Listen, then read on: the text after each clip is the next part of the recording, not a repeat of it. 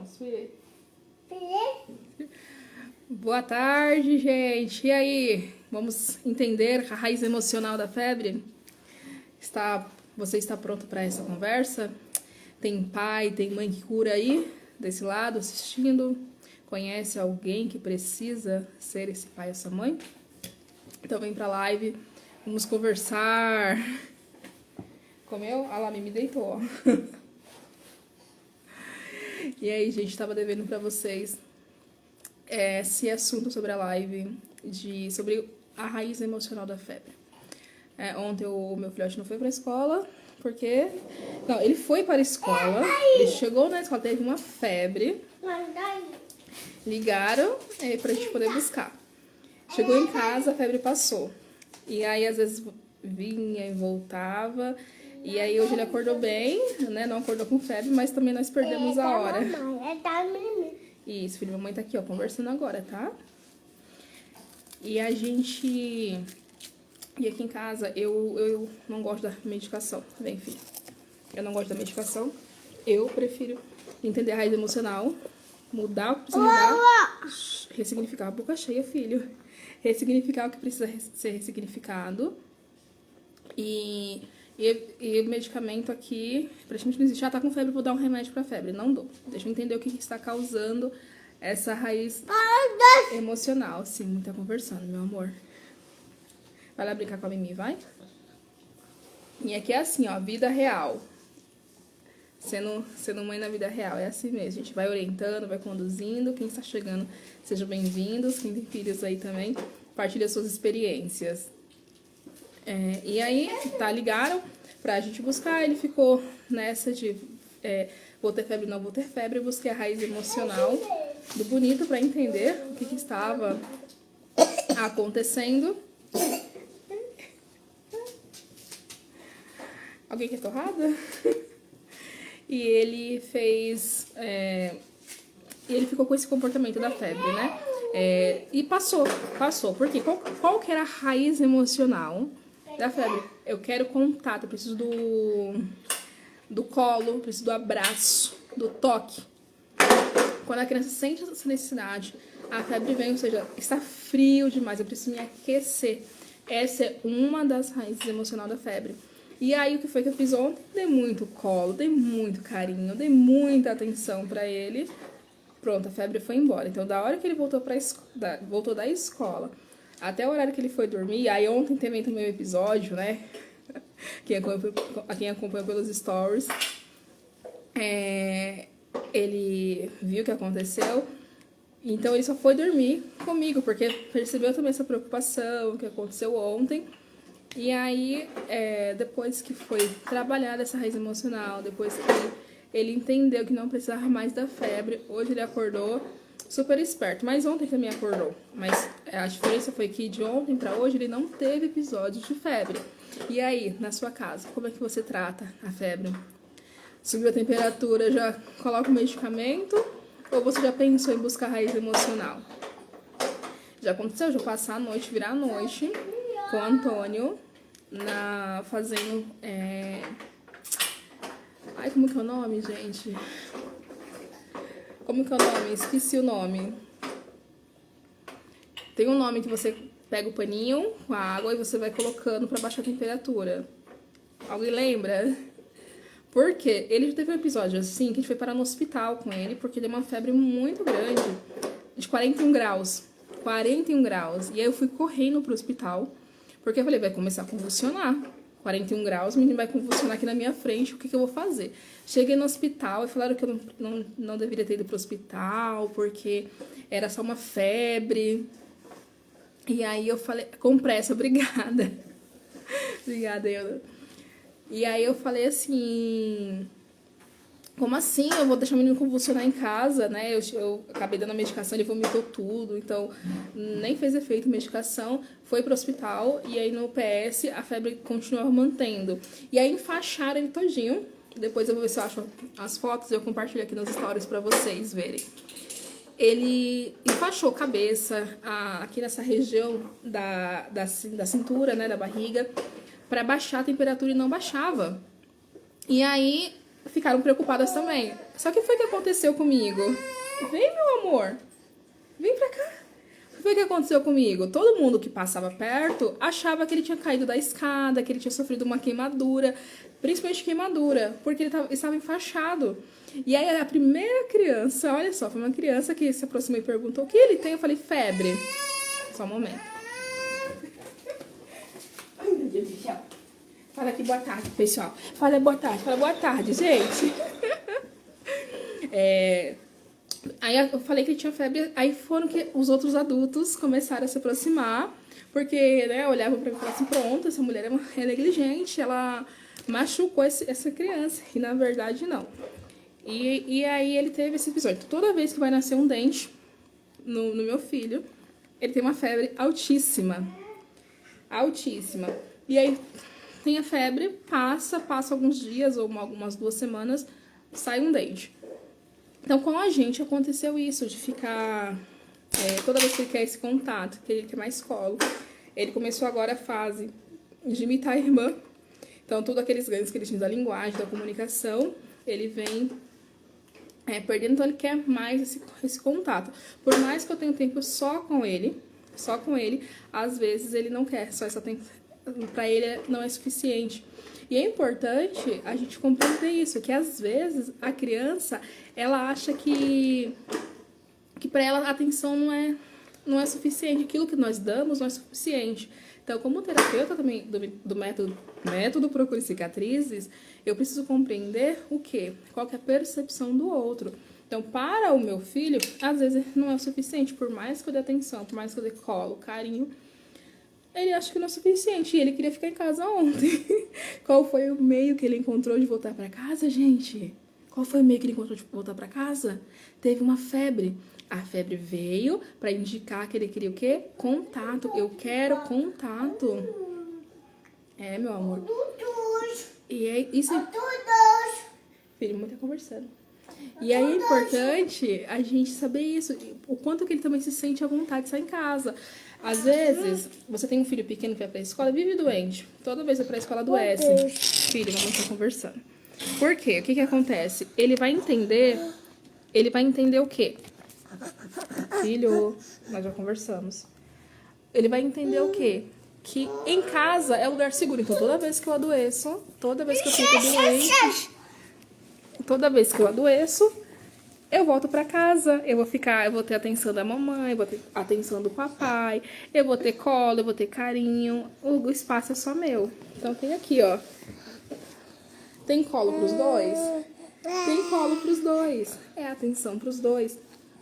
Tem momento que é só dele, principalmente quando a irmã dorme, é atenção só pra ele.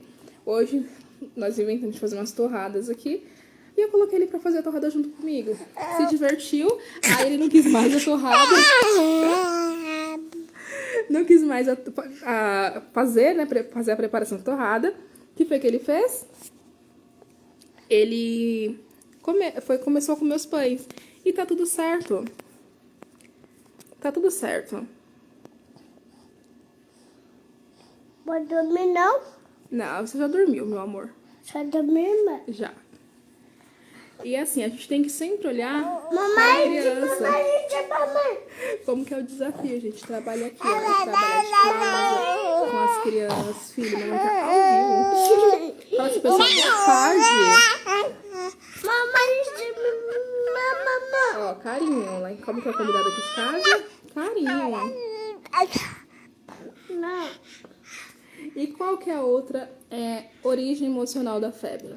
Né? Qual que é a outra conotação da febre? Pode ser que essa criança ou esse adulto, nessa pessoa, vamos falar usando sempre o exemplo das crianças. Essa criança pode estar com febre porque ela está com alguma infecção. E depende da infecção, a gente também tem como saber qual que é a raiz emocional. Por que veio essa infecção? Mas geralmente está associado com o quê? Com essa percepção, essa sensação de carência. Então, às vezes, a gente faz o quê, gente?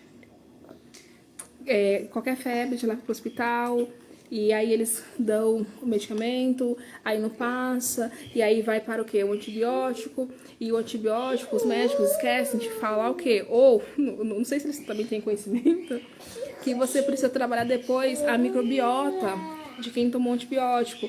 Por quê? Você coloca o antibiótico, vai tirar, né? Vai matar os vírus bons, os bons e os ruins. Não é só o ruim que vai embora, os bons também vão. E você precisa depois trabalhar ali com alimentos probióticos e prebióticos o sistema digestivo. Então, o intestino de quem passou pelo uso de antibiótico fica mais sensível, fica assim lesionado e precisa cuidar. Então, tem pessoas que não cuidam, não sabem disso. Assim, aliás, eu nunca... eu aprendi isso faz pouco tempo. Acho que tem um ano, 2 anos, acho que menos de 2 anos, que eu aprendi sobre a importância de tratar o intestino, né? E quantas pessoas que vai, a primeira coisa que passam é o quê? Antibiótico. Tomou um medicamento ali, um antitérmico, não passa. E aí tem criança que fica com aquela recorrência, tem febre, aí de uma febre descobre depois que tem uma pneumonia, de uma febre depois descobre que tem uma amidalite, de uma febre descobre uma infecção na garganta. E aí tem que olhar para as emoções, porque se você olha para as emoções, você consegue ajudar o seu filho. A Dali não tá aqui não. Filha, a Dali não tá aqui não. Agora não. A gente tem que entender essa raiz emocional para você saber do que se trata. Boa tarde, pessoal.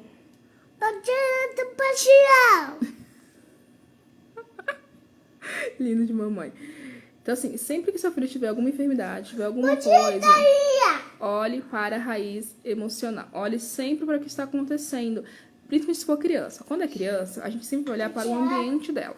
Nem o que é esse raio desse ambiente que você está falando. Olha, o ambiente é a casa. Se essa criança vai para a escola, é a escola. Se não vai para a escola, mas alguém que cuida.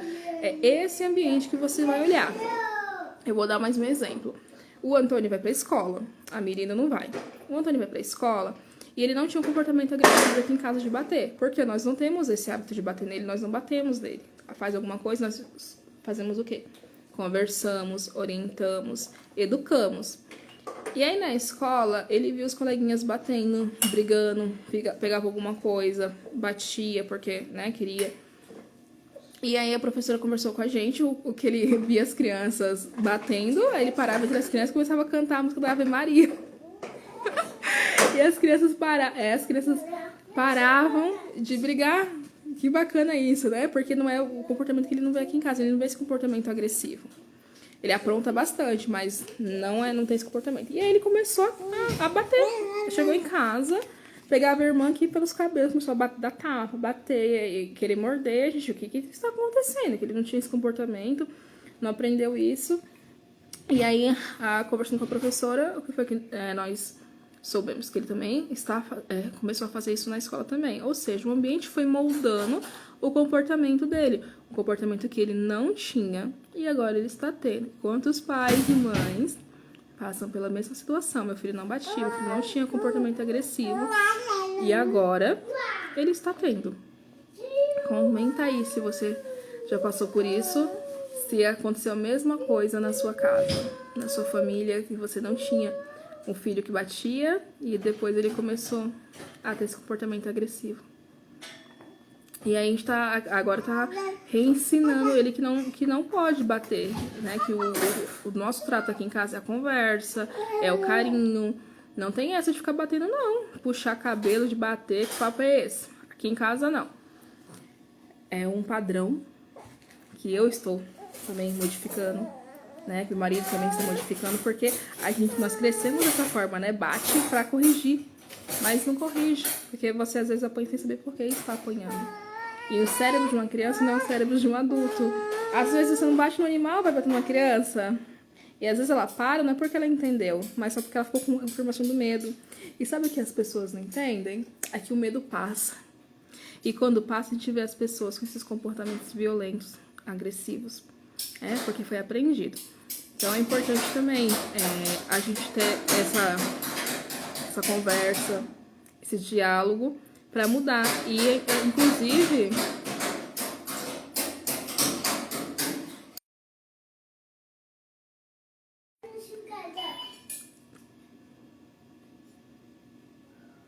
a campanha daqui de casa tocou, não tô esperando nada. E assim, é importante que a gente também faça essa orientação para outros pais. Eu até conversei na escola dele e pedi para conversar com as famílias, porque, gente, não é normal. Hoje nós não podemos normalizar um comportamento agressivo nas crianças. Ah, meu filho bate mesmo. Oi, como que é? Ele bate mesmo? Como assim bate mesmo? Nós estamos formando pessoas, nós estamos educando gente, seres humanos que têm a capacidade de raciocinar. Então, nós não estamos educando um bicho que vai agir ali no impulso da agressividade. Nós precisamos mudar isso também nós. Deixa esse comportamento imbativo, agressivo, para uma guerra se for necessário.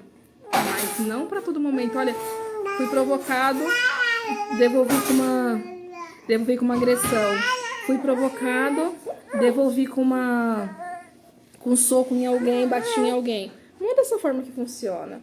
A gente precisa fazer melhor, precisa fazer diferente, né?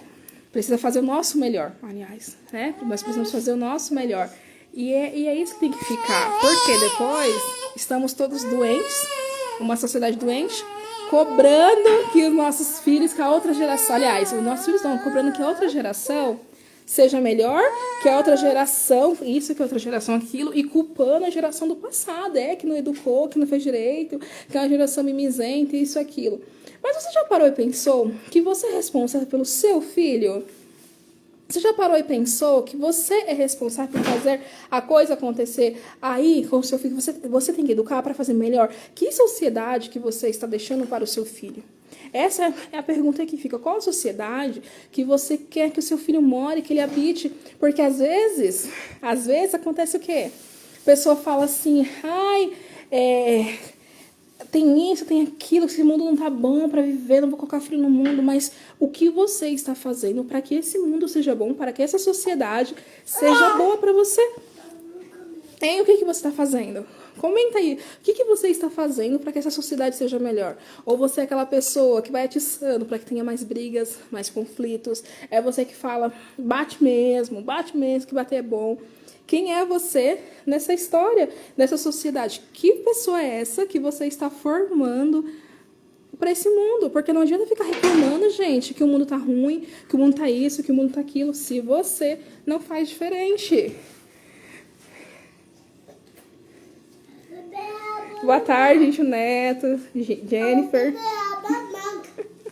Depois, filho. Então, assim, é importante que a gente também faça o nosso melhor. Sem ficar culpando os outros, porque é muito fácil terceirizar. A culpa é de fulano, a culpa é de ciclano, a culpa é de beltrano. E a sua responsabilidade para que essa sociedade seja melhor. E a sua responsabilidade para que esse país se torne um país acessível, habitável, que tenha condições de você poder fazer o melhor possível. Ou você vai continuar terceirizando. A gente precisa, sim, ser uma geração que faz a diferença. Não é esperar do outro. Não, 2025 eu mudo, 2026 eu mudo. Você tá aqui agora. Esse momento é esse. E aí, vai fazer diferente? Vai começar a mudar ou vai continuar reclamando, falando que a culpa é dos outros? Eu não faço isso por causa de fulano. Eu não faço aquilo porque... O que você pode fazer agora, com os recursos que você tem, com o conhecimento que você tem? Não é mais o outro, a conversa não é com o outro, é com você. Quando eu atendo pais que me falam assim, meu filho tem TDAH, meu filho tem isso, meu filho tem aquilo. Aí eu pergunto, como que é a rotina dessa criança? O que ele faz? E os pais querem mentir. Ou seja, não assumem a responsabilidade de falar assim, olha, eu deixo meu filho o dia inteiro no celular, no videogame, no computador.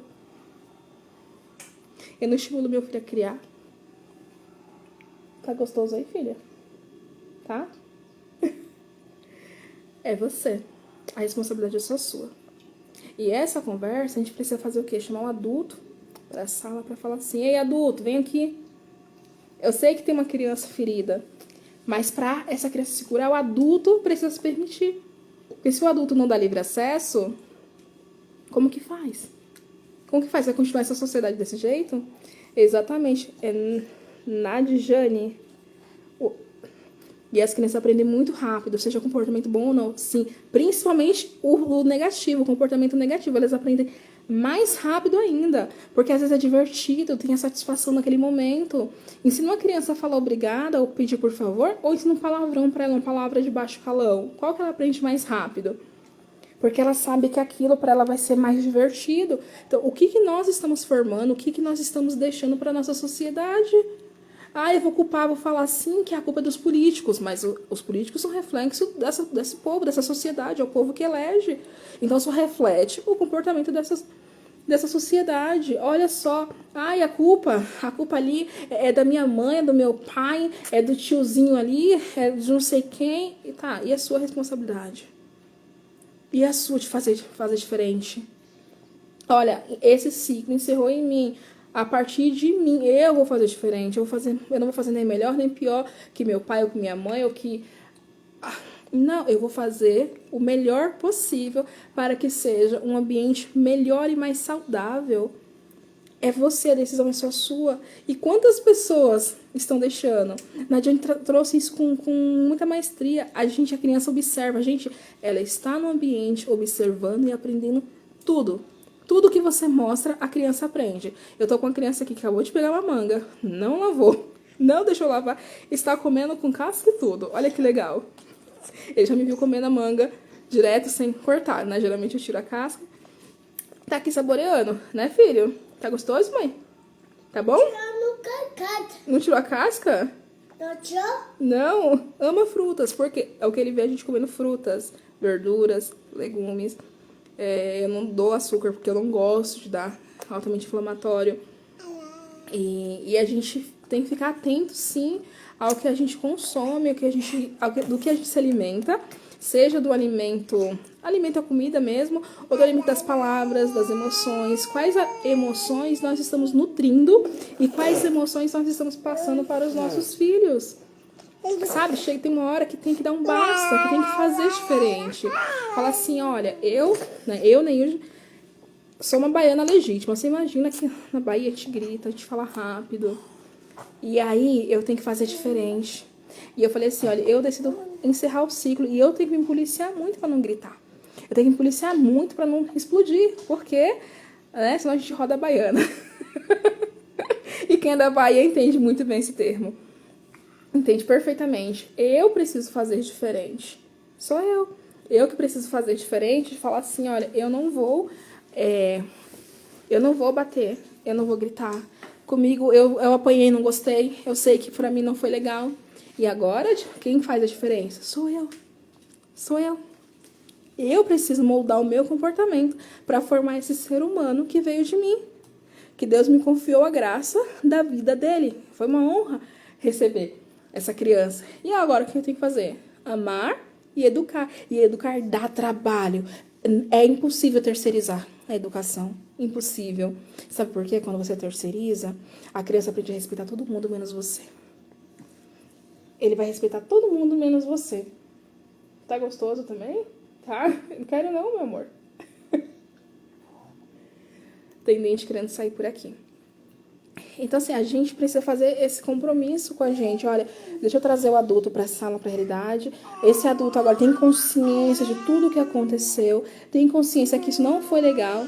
E eu vou, a partir de agora, transformar a minha realidade.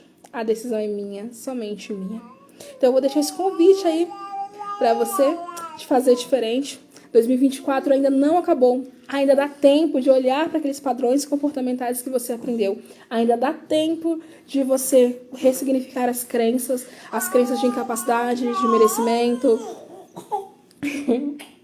as crenças de que era batendo que se resolvia, as crenças de que era no olhar, mas entendia aquele olhar? Porque às vezes não entende. Precisa de um gesto. Eu falo que eu sou lesada nessa parte, né? Se alguém falar pra mim só batendo os lábios, eu não entendo, eu não faço leitura labial. E as coisas têm que ficar claras, tem que ficar específica. Ensinar dá trabalho. E, gente, se você chegou até aqui, nesse final dessa live, que eu já vou encerrar, por favor, compartilha nos seus stories e coloca assim, ó, educar dá trabalho. Educar dá trabalho. Porque quando a gente dá colo, a febre vai embora. causa de dar atenção, a febre não vem. E a gente tem que entender que não é só sobre a gente, mas também sobre o outro. E qual o nosso impacto aqui nesse mundo. Qual legado você quer deixar para as próximas gerações? Qual legado você está trabalhando agora para que lá na frente alguém possa ver?